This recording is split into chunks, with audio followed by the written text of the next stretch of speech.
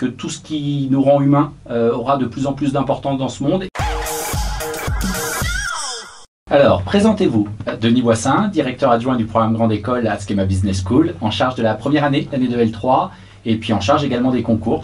J'ai un parcours d'ingénieur en écologie et spécialisé en épidémiologie, et puis un doctorat en économie de l'environnement. 3 mots pour décrire le programme Grande École. Je dirais avant-garde, engagé et localisé. Avant-garde parce qu'on essaye d'écrire l'école de demain et de faire vivre aux étudiants l'expérience attendue par les entreprises dans un futur plus ou moins proche. Engagé parce que être un manager, c'est prendre des décisions, avoir des valeurs et assumer ses choix, et puis s'engager à changer le monde pour le faire à l'image de ce qu'on souhaiterait. Et localisé parce que c'est notre modèle en fait, c'est-à-dire qu'on est une école globale sur différents continents, mais à chaque fois on localise nos enseignements et les expériences de nos étudiants.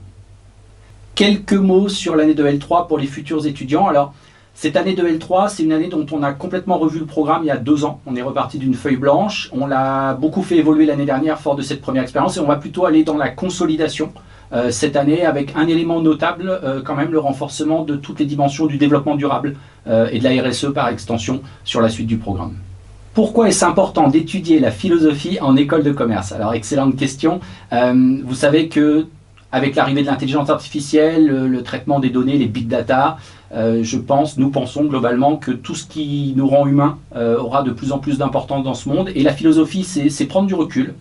C'est avoir une vision qui ne soit pas uniquement scientifique d'analyse des choses, qui des fois peut être un peu réductrice, et pourtant je suis scientifique de formation.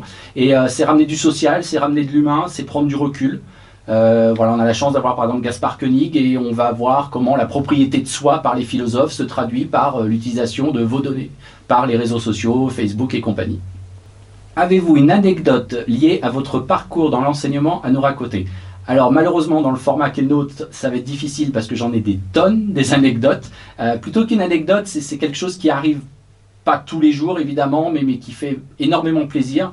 C'est de voir des étudiants changer par rapport à un plan initial, une certaine vision de leur vie professionnelle, au contact d'un prof, d'un enseignement, d'un exemple, d'une expérience, faire un choix de vie assez différent et un choix de vie qui leur convient en fait beaucoup plus, et les revoir quelques années après épanouis dans un milieu professionnel dont on sait que c'est à Askema que s'est déclenchée cette sensibilité et cette ouverture d'esprit. Apprendre ou enseigner, j'ai une chance incroyable, c'est d'être toujours prof aussi, et grâce à mes étudiants de pouvoir apprendre en enseignant. Et puis surtout le moment que j'adore, c'est la question de l'étudiant, à laquelle on n'a pas la réponse spontanée, et pour laquelle on va dérouler tout un fil et engager d'autres recherches complémentaires qu'on pourra ensuite partager avec la promo. Pour finir, avez-vous des conseils pour les étudiants qui préparent les concours étant donné la situation particulière? Alors effectivement, c'est une situation particulière puisque nous n'aurons pas d'euros. C'est un moment où on fait connaissance physiquement. Voilà, c'est un moment où vous découvrez l'école. Ça va se faire par d'autres moyens, des moyens à distance, qui sont des moyens assez modernes qu'on a mis en œuvre et que vous avez sûrement connus aussi dans vos parcours depuis quelques semaines, voire quelques mois.